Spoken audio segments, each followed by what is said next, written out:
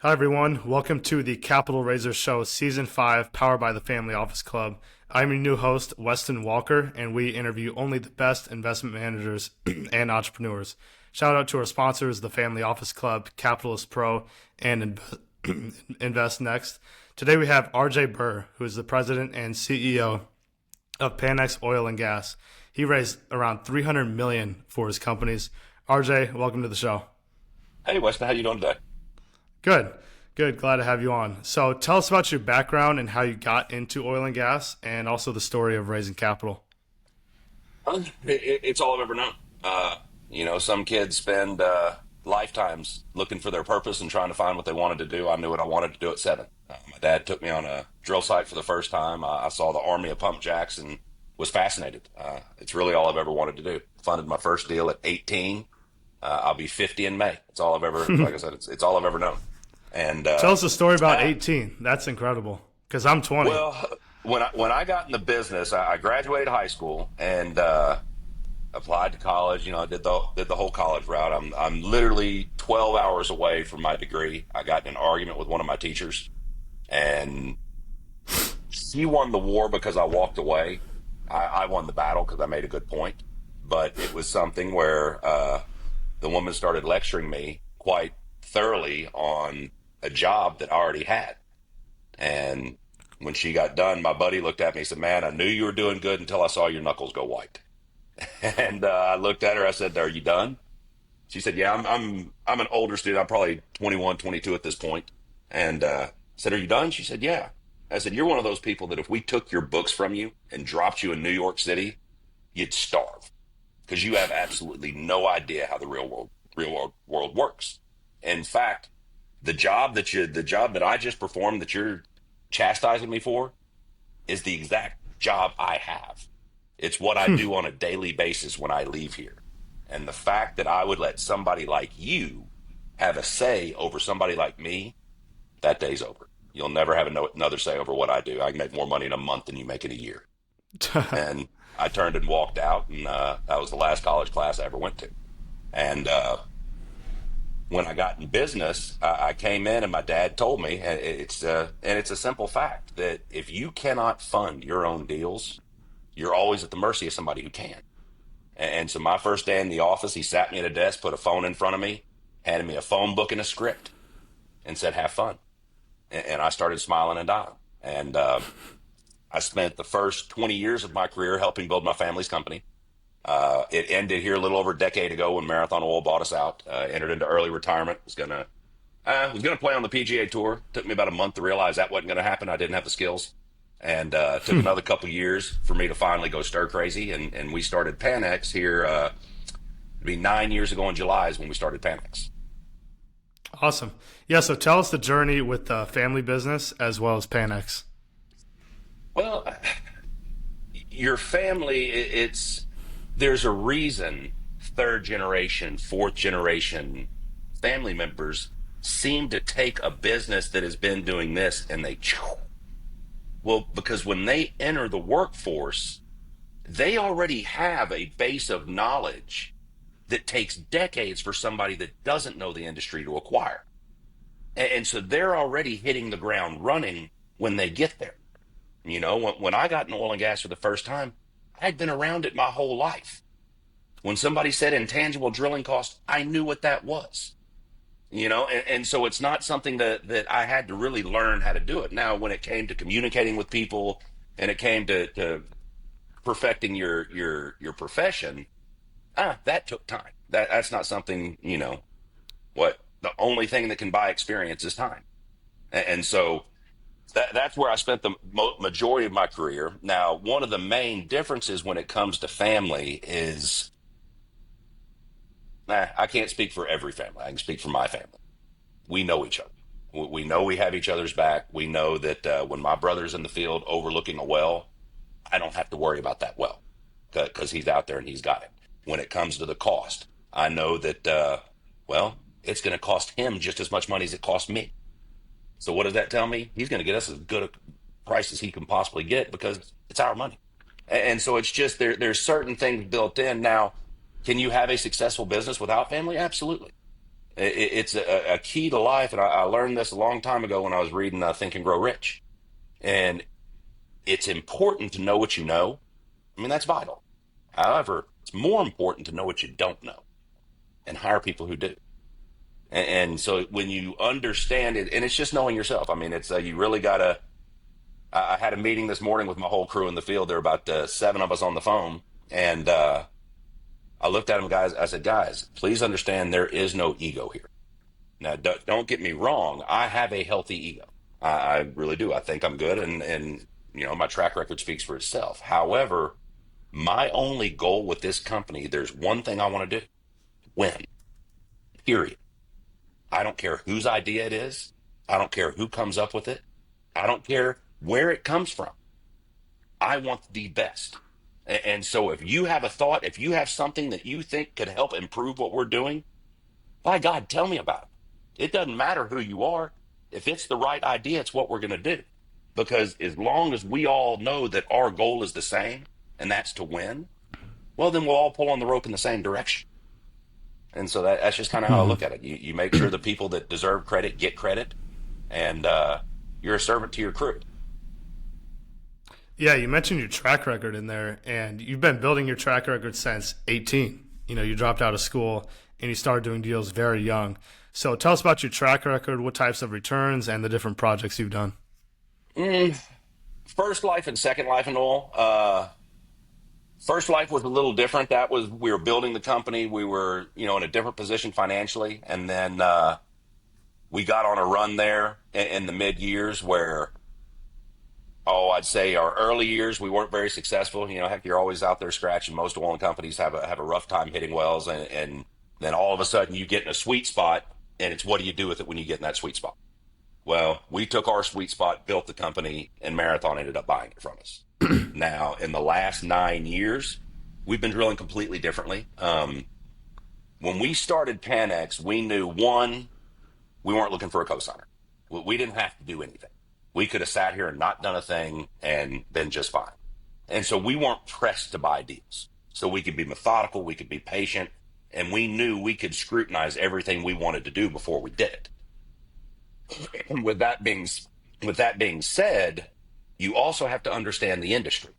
Most people, well, let me ask you this. If I asked you to name an American oil company, what company would you name? I'd say Marathon. Okay, Marathon, Exxon. You'd name one of the large companies. You realize that 83% of the oil, 90% of the natural gas produced, and more than 90% of the wells drilled in America are drilled by roughly 9,000 companies that average 12 employees or less. That's the American oil industry. And so when you look at, the structure of American oil, now don't get me wrong, I have no problem with Exxon or any of those companies. However, they're not truly American companies just because they're based here. Most of their production is overseas. So when you look at that 9,000 independent companies, that's my competition. Well, in knowing the industry, when you look at our country's history and you look at all the economic crashes, in every case, there's one or a group of people that come out of the other side looking like geniuses. And when you string their story together, you find there's really only 2 common characteristics that they share. The first is when the crash happened, they were liquid. They had cash in hand and they could do something. The second one is when their opportunity presented itself, they had the courage to push their chips in the middle of the table and make a move. Well, 5 years ago, we saw the crash in the oil market come. Now, we didn't think it would be COVID. We thought it would be Russia and Saudi Arabia. When you watched what they were doing, they were increasing production, they were pushing prices down, and knowing the industry, we knew that if they were able to get prices down to 30, 40 a barrel, it put a lot of companies in a bad spot, and there'd be a good acquisition opportunity. And so really, that's what we were gearing up for. We thought it'd take 12 to 18 months to play out. Well, all of a sudden, COVID came. And it took that 12 to 18 months, and it crunched it down into 30 days. And it culminated on April 20th, 2020, when the oil market crashed. Well, the effect of that crash is very relevant today in what we're doing moving forward. Because when that crash happened, the first effect was it wiped out a lot of smaller companies, either new companies, shaky financial ground. For whatever reason, you had a whole swath of companies immediately were out of business. Oil prices hit negative 40, out of business sign went in their window. Well, the next wave got knocked out a couple months later. When we sent everybody home for COVID, the companies that could pay their employees and get them to come back to the field, they made it. The companies that didn't, a lot of them didn't make it. And so you had a large segment of those 9,000 companies that were put out of business in about a 6-month period of time. Well, that opened up a tremendous acquisition opportunity.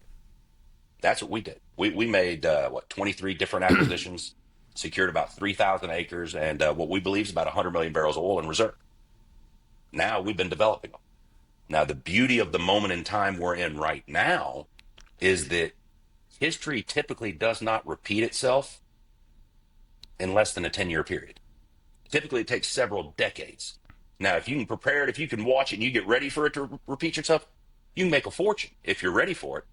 Well, history is about to repeat itself from 5 years ago, and the effect could be even bigger. And here's what I mean. The companies that didn't get wiped out and go out of business, a lot of them were hurt severely financially. A lot of them still haven't recovered. Well, what's about to happen? If you're in charge of an economy, what is the quickest way to kickstart that economy and jumpstart it? Low Interest energy rates. prices. Oh, yeah. Well, you push energy prices down. I mean, you push energy prices down, it lowers the price on everything. Oil is tied into darn near every product that is made, whether it be from transportation or the actual material that's in that product. From plastics to medicine to cosmetics there's so much that oil is involved that most people have no idea, that if you want to kickstart the economy, you push oil prices down. Well, what's that going to do? You have some experts that are saying it's going to get to 30. Yeah, well, you look at some experts are saying it's going to get to $30, $40 a barrel. Well, if that happens, what's going to happen to those oil companies that are still struggling to recover? A lot of them are going to get wiped out. So you're going to have a whole nother acquisition opportunity happen here over the next 12 to 18 months. So how did you guys handle, I'm assuming you had existing assets during the crash? Yeah. Oh, it hurt them. We had several partnerships, I mean, that got hurt pretty bad. Now, they're okay. We were able to weather the storm. I mean, it was one of those deals that when the market crashed, it was a kind of a 9/11 type moment where I knew exactly years later, I can remember exactly where I was and what I was doing. I was sitting at the desk, I was watching the news, and I saw the oil prices drop. And it went from 40 to 30 to 18. When it got to, I think it was 8, I'd had enough. I got up, drove literally a block down the road, got a roast beef sandwich at Arby's, and came back. Well, as I'm walking into my office and I'm sitting at my desk, I'm looking at the TV and I see 40. And I'm like, oh, okay, it corrected. And I sat down, and by the time I sat down, I realized, whoa, there was a little line in front of that 40. It was negative 40. I'd never seen it. I didn't even know that was possible. I've been in this business my whole life. I've never thought it would happen. Well, at that moment in time, if anybody in the world had the right to curl up in the fetal position and suck their thumb, it was us. We had 2 partnerships that in the first 2 distributions had returned the partners a little over 60% of their money. We were about to raise $100 million that summer because that program, those partners would have had their money back in less than 4 distributions, less than 4 months. You tell me they weren't going to invest again? And so when the prices crashed, it hurt those partnerships bad. And so we had I tell my kids, I said, look, guys, when you're on the ball field and something bad happens, you have one moment. And that one moment, whether you say dang, whether you say a cuss word, whether you clench your fist, whatever you do in that moment, you get one moment. And then it's over and it's in the past and you leave it in the past. Well, what kind of turd am I going to be if I don't follow the same advice I give my kids? So when that happened, we had our moment, and then we stopped, looked at each other, and said, well, guys, this is what we thought was going to happen anyway. It just happened a lot quicker than we thought it would. And so when everybody else kind of pulled in their sails to ride out the storm, we opened ours wide open and started making acquisitions. And that's what we plan on doing now. I mean, we're in a position right now where I've got a fund together that it's a $20 million fund in which we're selling a 5% working interest across the board in our current holdings. If we're sitting on 100 million barrels, it would turn the 20 million into over 300 million at $80 oil. We're selling a 5% carry across the board there. And could be up to 200 wells that we'll drill. Well, we're selling a 5% carried working interest in everything we acquire with that money.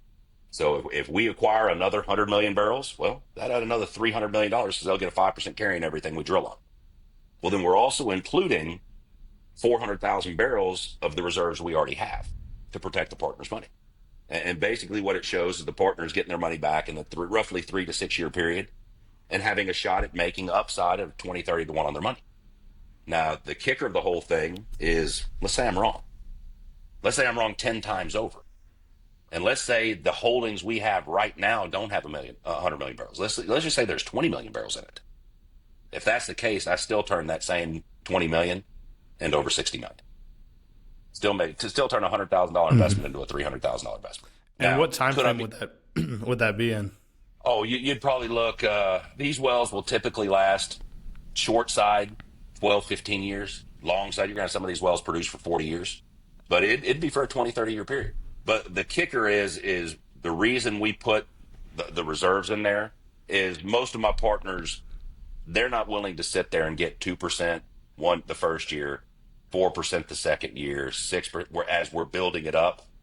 It'll take 10, 15 years to get their money back. And so what we did is we set aside 400,000 barrels, and we'll deliver that oil to the partners by them owning 25% of my company's oil revenue until we produce that oil for them. And looking at our projections, it'll take us anywhere from 3 to roughly 6 years to produce that oil.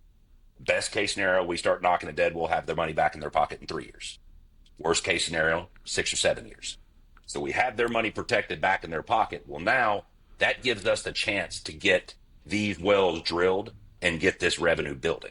And what my goal is by the time the partners have their money back in their pocket, by the time we produce the 400,000 barrels for them, I want the revenue from their 5% ownership to be up to at least 15 to 20%. And then that should carry on. It should continue to get bigger because every year we're adding more wells to the fund. And so we really wanted to I've been raising money and doing this for 30 years.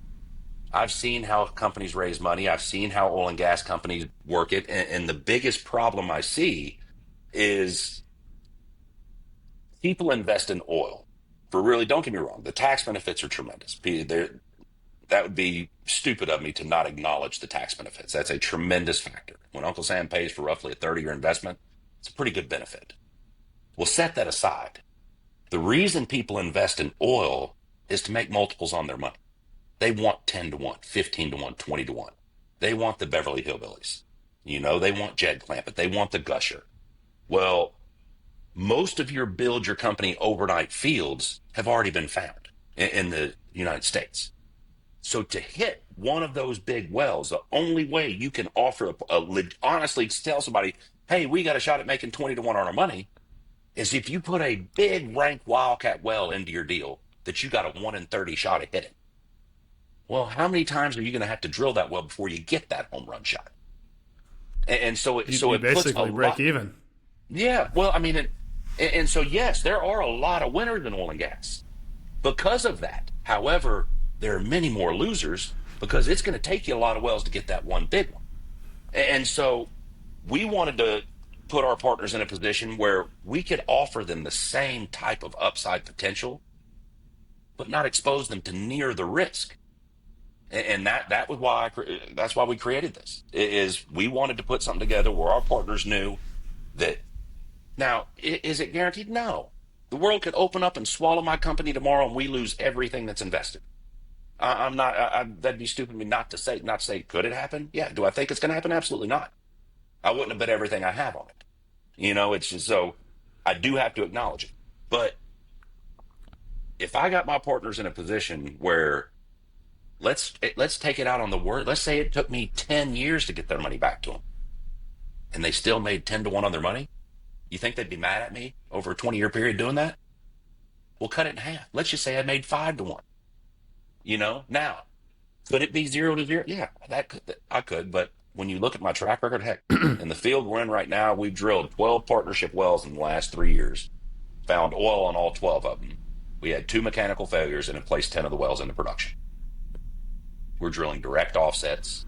We go into salt domes that are old salt domes. We basically We let the greats of oil past tell us where the oil is, and we go into what they left behind. I would love to say our philosophy is much more complicated than that, but it's not. We go in and we look at the logs from old wells because the log's the same data. If you shot a log in the 40s and you shoot a log today, the basic root data is the same. Well, all these logs are public information as long as you know where to look for them. And so we pull all the logs and we go through them. We acquire fields like we acquired the Choctaw Salt Dome. When you hear them talk about the Strategic Petroleum Reserve, that's our salt dome. We own the roughly 3,000 acres surrounding it. Well, over the years, they drilled hundreds of wells on the salt dome. They produced a lot of oil. They produced probably 30, 35 million barrels of oil out of the salt dome over the last 100 years. Well, so we acquire the property. First thing we do is we gather all the data. We gathered 40,000 different data sets on this field. First company that put them all together in one place. Well, in that data is all the logs. So we start going through the logs and look at them. And what a log is when you finish drilling a well, you run a geophone, you run a tool down the hole, and it basically takes readings and it tells you what's in the well. And so we start going through the logs and you're building a field profile. You want to say, okay, what's the average well in this field do? Well, you look at a log, you see multiple stacked pay sands, beautiful layers of sand. They're good oil bearing sands. Well, each one of those sands is essentially a well unto itself. You'll produce it one at a time. And so when you look at this field, you say, okay, on average, this field, each well will have anywhere from 3 to 5 different pay sands, and we'll have anywhere from 500,000 to 1.5 million barrels of oil. So you're going through the logs, you see beautiful multiple stacked pay sands, you pull the production report, 1 million barrels. Okay. Another one, beautiful stacked pay sands, 800,000 barrels. So that's what you're doing. And then all of a sudden you see one, beautiful stacked pay sands, looks just like the rest of them. But when you pull the production report, you see 50,000 barrels. So, that well should have had 500,000 to 1.5 million barrels of oil in it. I wonder why it only had 50,000. And so you earmark it and set it aside. You keep going through. Then we saw another one. Then we saw another one. And another one. Well, by the time we were done going through all of this data, we had several dozen beautiful logs with very little pay. And when you do the research and you find out why, there were really 2 reasons. One, for whatever reason, when they drilled these wells, whether it was their bosses, whether it was their egos, I'm not sure, they wanted to produce as much oil as they could as fast as they could. So they hit these wells and they turned them wide open. Well, yeah, that's going to produce a lot of oil. But in these sands, it's going to produce a lot of sand too. And so when you turn that well open and it starts producing that sand as well, all of a sudden they look up and their big, beautiful wells turned into a 5,000-foot column of cement. At that point in time, they have one of 2 choices. They can either drill a brand new well or they can walk. Most of them walked. So here we come and acquire the property. Now we have, you spent the money to drill the well. You spent the money to run the log. You spent the money to put the well into production and actually show us that the oil is there. And then you just shut it off and left it there for us. All we're doing is going and getting it. And like I said, I would love to say it's more complicated than that, but it's really not. We stand on the shoulders of giants and get what they left behind. Yeah, you mentioned before our call that you raise mostly from accredited investors. Is there a reason that you don't go mostly institutional? I don't need to. You know, when it comes to, I've found over the years that institutions typically want more than I'm willing to give them. And if somebody doesn't have the ability to raise money on their own, well, like my dad taught me a long time ago, they're at the mercy of that institution. They have to give them that percentage if they want their deal funded. Well, I don't have to.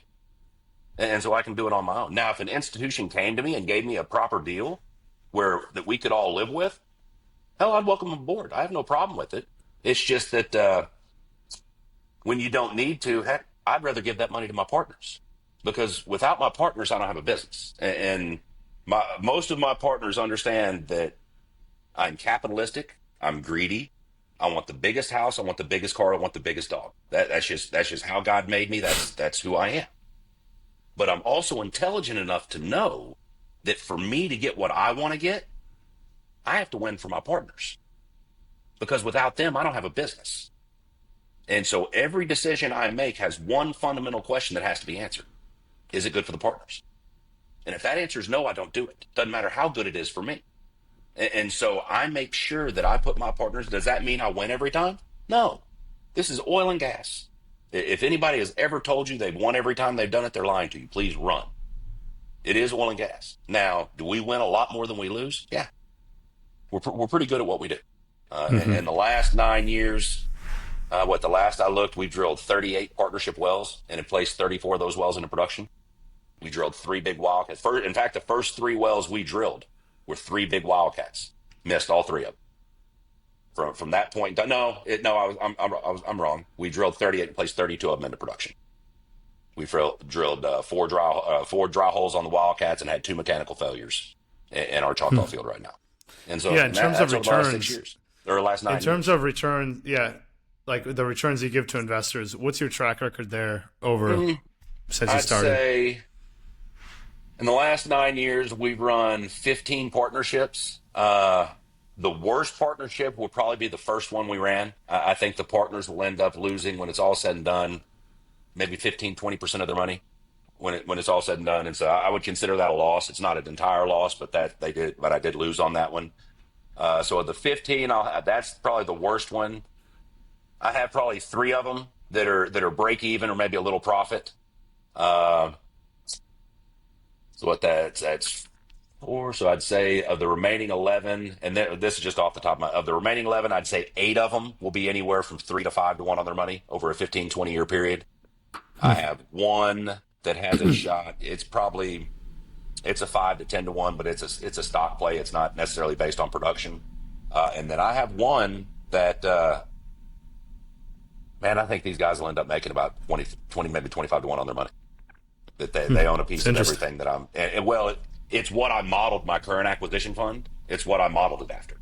The only difference is in that original fund, I didn't have the reserves to put in place Got to it. return their money quicker. They got 10% of everything I drilled on this field. However, it's taken me several years to get that up and going. I think we're right at those guys are getting right at 8% now annually, and this is 5 years later, 4 years later, and so it's taken a little bit to get it to build up. However, you look at the oil we have found in the first 10 wells on the field, we've already found enough oil that if that's all we find, don't drill another well, those partners will get their money back over the next 15, 20 years. And so I know they're protected. I know they're good. And we have another 200 wells to drill in the field. If I produce 20 million barrels of oil out of this field, those partners will make, I think it's 12 to 1 on their money.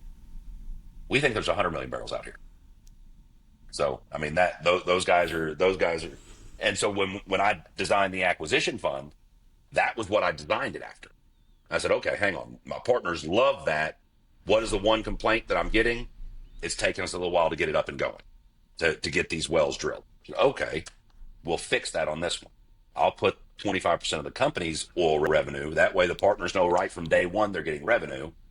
And then they'll get 25% of everything we produce until we produce that oil for them. So now I have a built-in mechanism to expedite getting their funds back to them as fast as I can. That way, And how they're playing fast on do you house think money. you'll get the funds back? Oh, I think based on our projections, anywhere from 3 to 6 years, give or take. So yeah, And so so that's basically kind you've done 15 funds, and this upcoming one that you're raising funds for, 20 million, that's basically modeled after your most successful previous fund. well, what will end up being the most successful? It wouldn't be considered yet because it's still in its infancy. However, if we stay on the path we're on, yeah, it'll be an outstanding one. I mean, it'll be making kids for those. It'll be making money for those partners' kids and their grandkids. I mean, I've got three wells in this field right now. One has 12 pay sands, one has 9 pay sands, and one has 7. Each one of them have over 320 feet of total feet of pay. Each one of those wells will probably produce for the next 40 years. Well, I have some partners that are in their 70s. They don't plan on being here for the next 40 years. Well, their kids and grandkids will get that revenue. Just because you're not there, it's going to be whoever you leave it to. And just like this acquisition fund, I have several partners that are buying it for their grandkids specifically because they know, look, it's not something that they're going to be able to enjoy. You know, they'll enjoy getting their money there and they enjoy playing in oil. But when it comes to the upside potential, well, that's probably 15, 20 years down the road before we're able to get that really, you're seeing substantial chunks because we've built the oil. But it's just based on numbers. I mean, that's what I love about math. 1 plus 1 will always equal 2. And when you sit down and you look at what you have in reserves, and then you get on the conservative side and you chop it up, well, if those numbers, if I take it to the absolute worst, if we can live with that, well, man, what's going to happen if we do the best? And the bottom line of it is, I was talking with one of my partners this morning, and he goes, you know what? Why? He said, give me the real reason that I need to do this. He said, forget all the numbers, forget everything else we're talking about. Why would I do this? I said, simple. You're betting on me. I said, that's why you should do it. I said, you're betting on me. I said, I've been doing this my whole life. I said, for the last 15 years, I can't think of one time I've been wrong on what's going to happen in the oil market.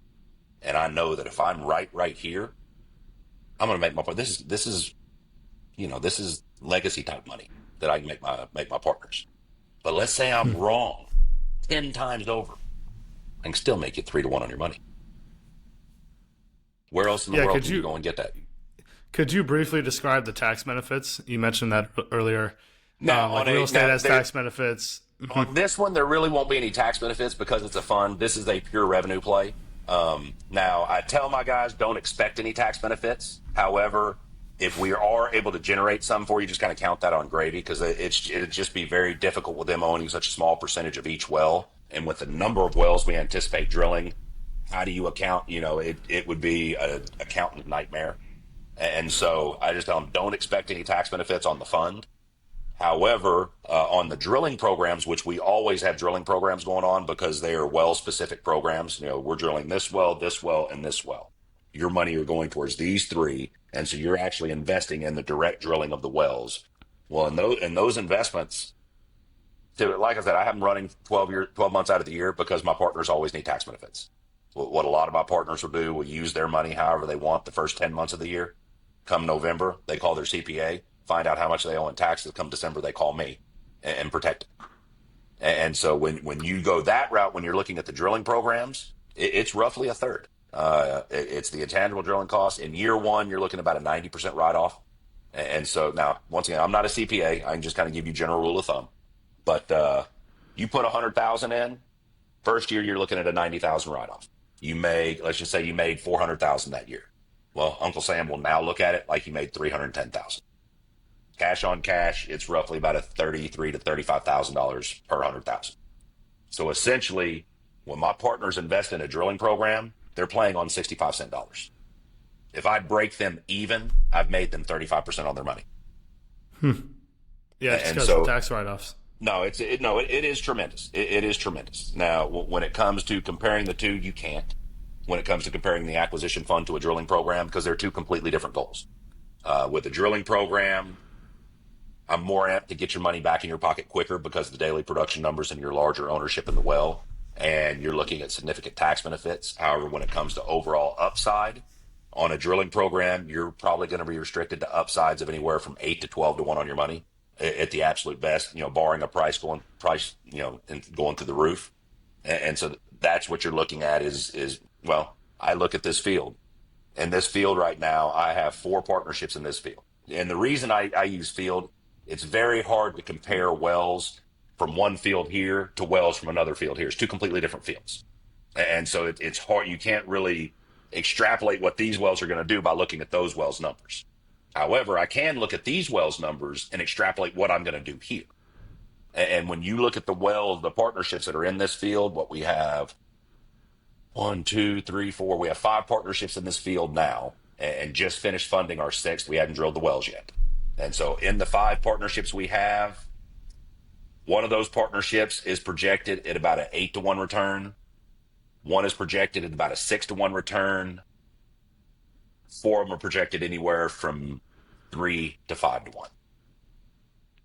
Now, once again, we have to produce the oil. There's still, it's not guaranteed because we still have to get the oil out of the ground. We have multiple zones we'll have to produce from, and it'll take us years to do it. However, we have the reserve reports, the oil's in the ground, and so that's what we should be able to do, barring one last question, RJ. If investors want to see, your pitch deck, find out more information about your fund, yourself, how can they reach out to you? Easiest way, email me, rjburr@panex.us. I answer all my emails. I'm the only guy they come to. Or you can go, we created a website for individuals that have never looked at oil before. It's panex.us/learn. And that page was designed specifically to help people build their foundation of knowledge on oil. We have Oil 101 in there that just gives you a basic description of what we do in the oil industry. Oil 102 basically gives you the tax breakdown and how the tax benefits work. We have videos on who we are. That way you can kind of get familiar with who we are. When you click on that, it does ask for your name. We just kind of have to keep record of who goes in there. Well, I'm the only one those come to, and I don't give anybody anybody's name. I mean, honestly, I don't want competition. Why would I give your name? That seems kind of stupid for people to put your name on the list. And so I'm the only one who sees them, but we have to keep track on it. But that's really how we do it, is you go through there or give me a call. I mean, I'm an open book. I know that we have enough wells and we have enough oil here that anybody that gets involved with us should end up being very happy that they got involved with us, whether they win huge or whether they just win or whether we break you even. My partners have never had a problem with how I conduct my business. Now, I had programs where we're upset with the results. Yeah. Anytime you miss a well, you're going to be upset. Have I had partners upset with how I conduct my business? No, because it is what it is. I keep you up to speed every step of the way. If it's black, it's black. If it's white, it's white. The only places you get in trouble are gray. And what I mean by that is, if we have a good well, I'm going to tell you we have a good well. If we have a bad well, I'm going to tell you we have a bad well. That way you're never guessing where you stand when it comes to what we're doing. I don't want my partners ever to guess where their money's at. We pay quarterly. We have a complete breakdown on what we do. And every one of my partners know that I don't use the word guarantee. I kind of look at it as a cuss word. Like we call it the G word. But there really are only two guarantees that I give my partners. One is that if you call me and by chance I don't answer, I'll call you back before I go to bed that night. And two is if you ask me a question that I don't know the answer to, I'll find it for you. Other than that, all I can do is give you everything I have. And we'll let the chips fall where they may. Yeah, and communication is one of the biggest things in reporting, transparency, things like that. Absolutely. So, RJ, thanks for coming on. Weston, it's been my pleasure.